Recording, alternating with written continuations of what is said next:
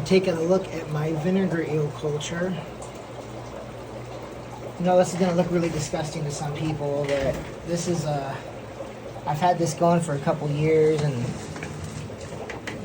for a while I was splitting it, you know, like taking my reverse osmosis water, gallon of reverse osmosis water, or a half gallon or whatever, and then splitting it with apple cider vinegar. So taking the culture and then, you know, mixing it. So a couple years. It's a couple years worth. It's kind of crazy, but so this is gross. I know this looks really gross, but I just took that.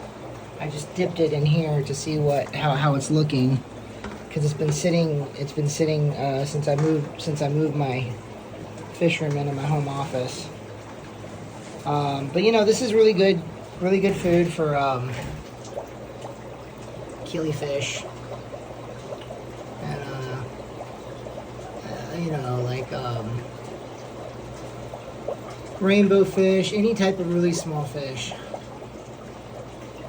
But I really wish I poured it into a clearer looking jar, you know, so I can actually see what else might be in this, because I took some apples from the tree outside and I just threw some apples in there. So there was other like white worms that were living in this. Of course, you know, vinegar eels look like white worms too, but these were actually a little bit larger. Kind of like little moths or something, I think is what they turned into, some type of moth. But they lived right on the surface, so I'm not sure if we can see any little...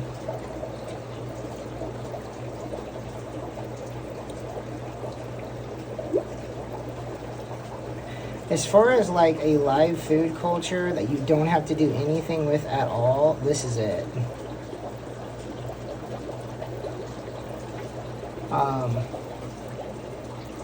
The way you would get these guys out to feed your fish, because obviously you don't want to feed them like this, because apple cider, this is apple cider and water. It's like half apple cider, half water. So it's really super acidic. I don't have any wine bottles in here. They're in my other room. But what you want to do is the very top of a wine bottle. I'll show you how I do this. I take a piece of filter floss or a little sponge. There's a little mini sponge. Stick it in the bottle. About that much room at the very, very top with just empty space. Fill that up with fresh water, like clean water. So the very bottom, you got your vinegar eels in the bottom of the bottle. Imagine that this is it. The very top of this is going to be the clean water. The vinegar eels, just as you can see here,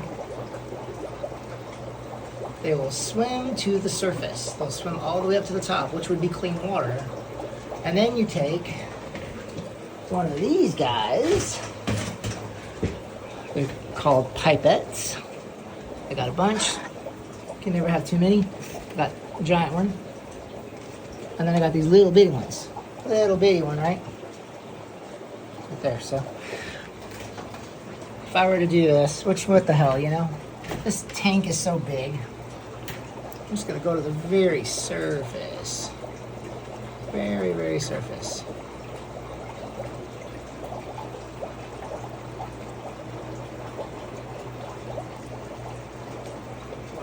Okay, let's just go ahead and shoot them in here and see what that looks like.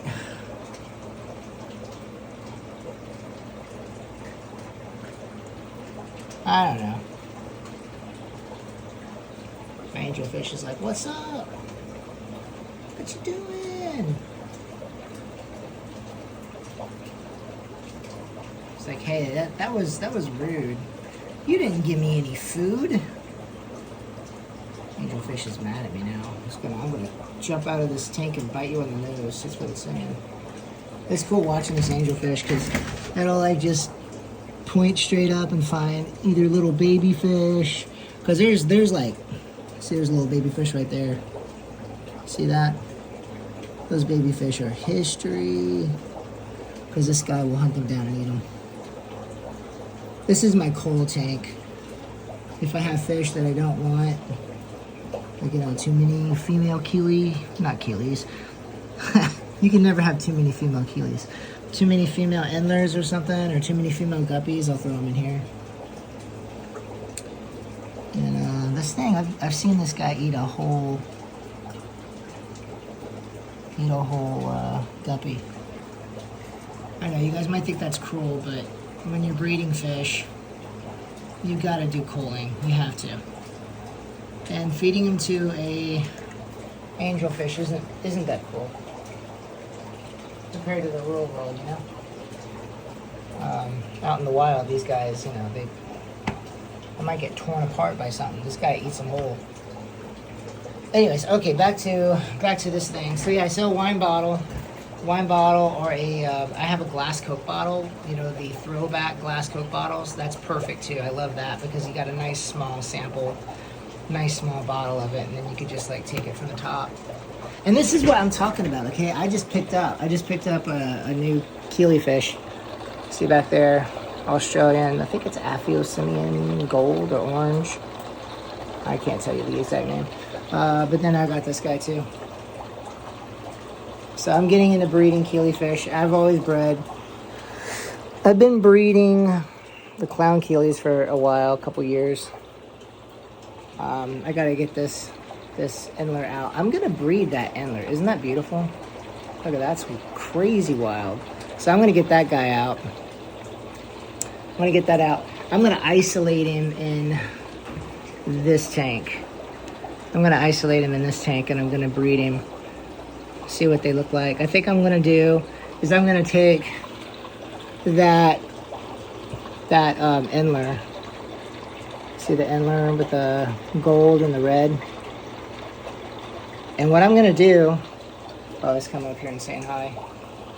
Such a beautiful fish. I'm super excited about having that guy. Yeah, so anyways, back to this. What I'm gonna do is I'm gonna take that little endler.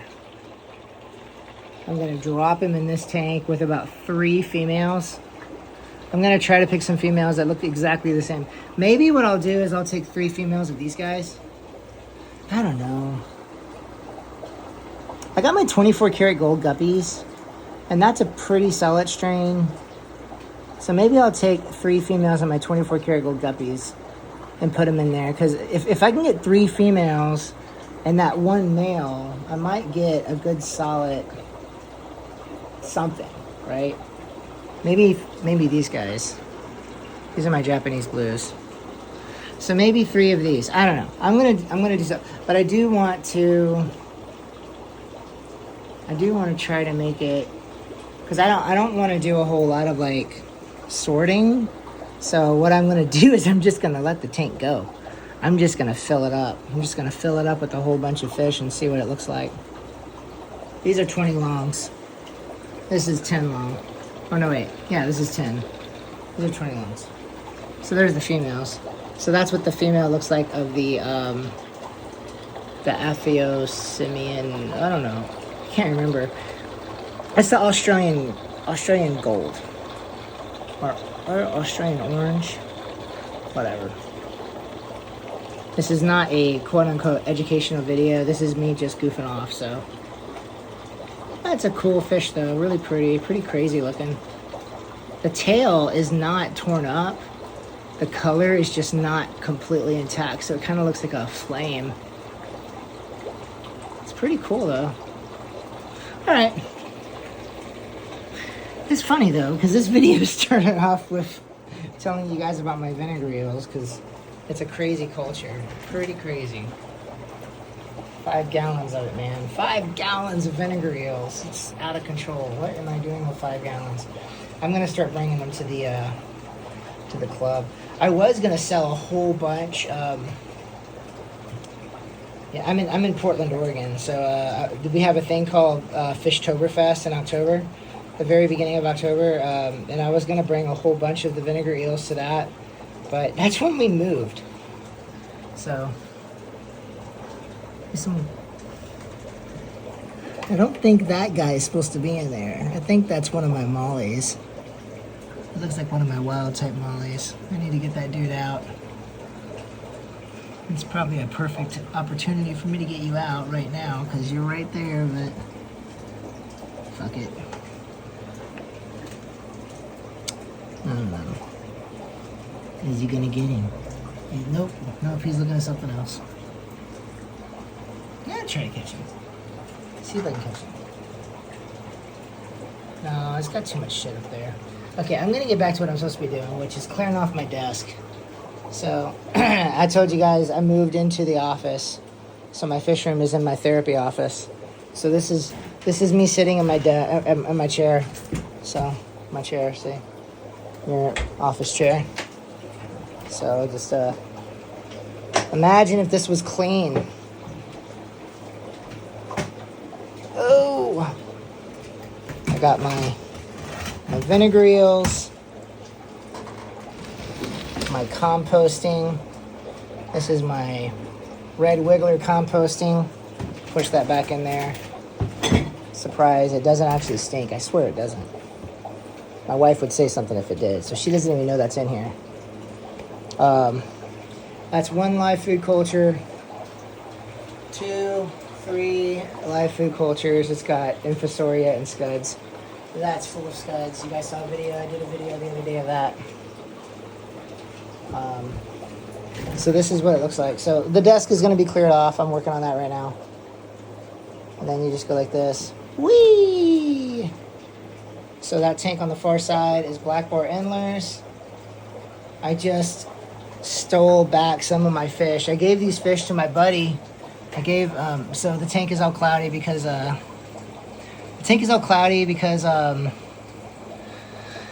just dumped water in there. So these are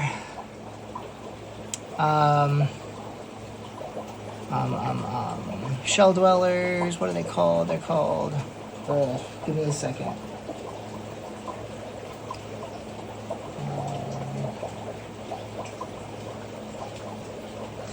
Man, I can't remember the name of them. I can't remember. Okay, whatever. Yeah, so I got 2 females and 1 male. I gave my buddy a whole bunch of these guys because I didn't have a place for them before, but now I do.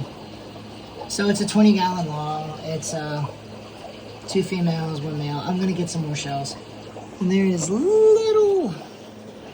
I just saw a scud in there, so these guys have got some live food. They'll pick through that pretty quick. Monty's. Monty's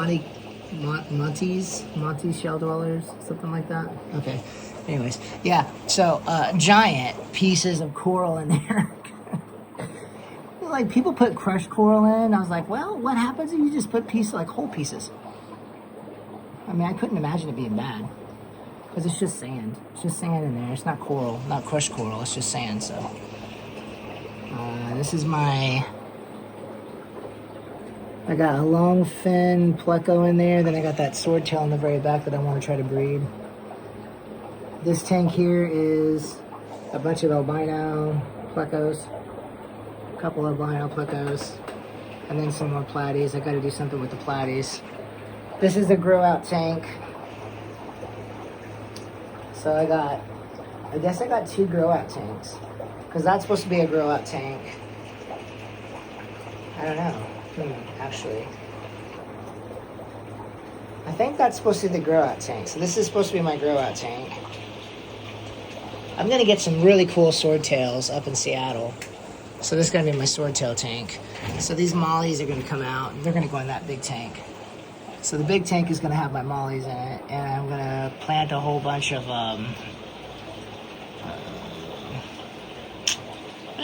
okay. I'm tired. I can't think of names right now. But, yeah. Sevilla. It looks like grass, basically. There's a piece of it way back there in the very, very back. That's a cool looking molly. Look at the stripes on that white one. It's kind of cool.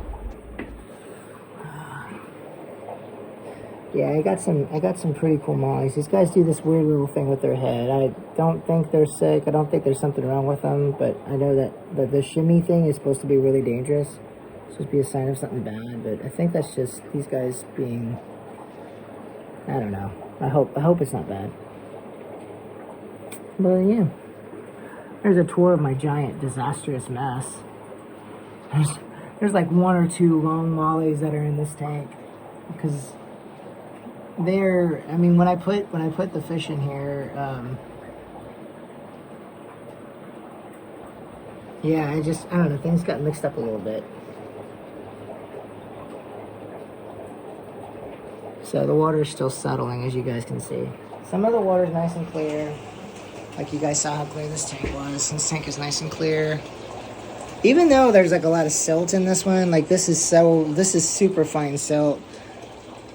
I didn't mean for this to go into the tank. I think this was supposed to be like my blackworms and stuff. Because I had a shitload of blackworms, and one of my, like, I actually had a shitload of blackworms because I was breeding them for a while, and I think they were in this, and it just got dumped in the tank because I didn't want it to die, so I just put it in one of the tanks, and this is the one. So I got to do something with that. I'm not sure what. I don't know, man. Especially considering I got those Achilles in here, so I don't want to mess with that. All right, I'm gonna get back to work. My break is over. Catch you guys later. I'll show you guys another video when this place is actually cleaned up more. I can walk in here now. That's one thing, man. I wasn't able to walk in here for a while because you guys see how cramped it is. There's my pathway right there to the door out of the office. I got some projects that I'm going to do down here. That's going to be just Daphnia. That's like a 50-gallon. It is a saltwater tank originally, but I think I'm going to turn that into my Daphnia tank. It's just going to be Daphnia. And then those 2 back there, that right there, you see that right there, I don't know, way back there, that's a saltwater tank. So that right there is my saltwater tank. It only has a it's got a long spine pen urchin in it. I'm gonna get a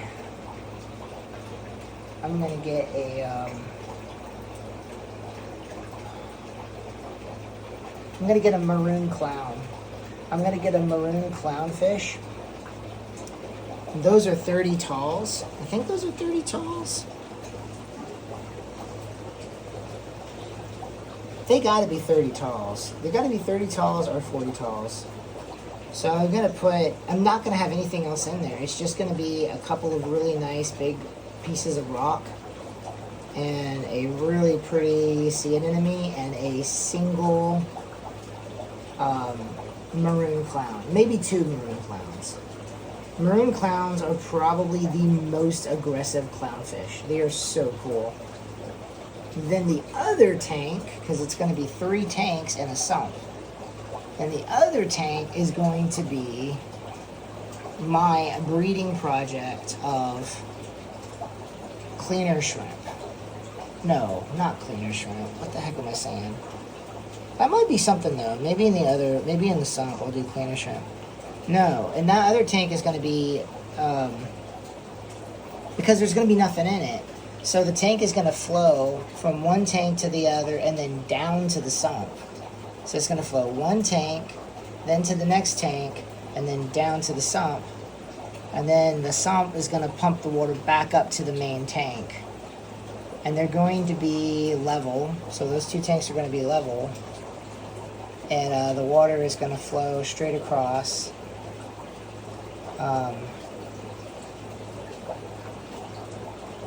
Peppermint shrimp. Yeah, so peppermint shrimp? Yeah, peppermint shrimp. So I'm going to breed peppermint shrimp in the other tank. So it's going to be maroon clown, peppermint, and then the sump.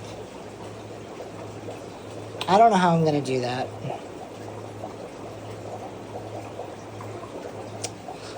Look at this. There's a little baby in there, and there's 2 other ones. I gotta take a look, see what kind of mollies those are. Because I did have some wild type hyphen mollies. I don't know if those are...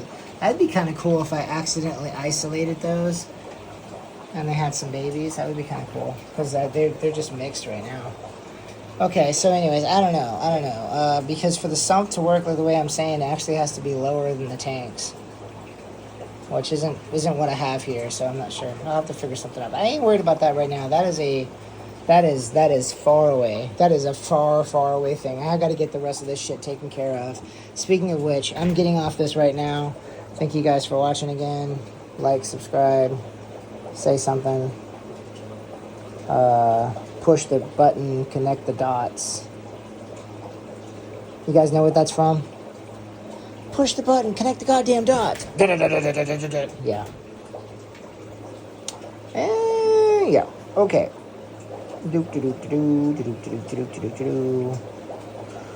Ministry.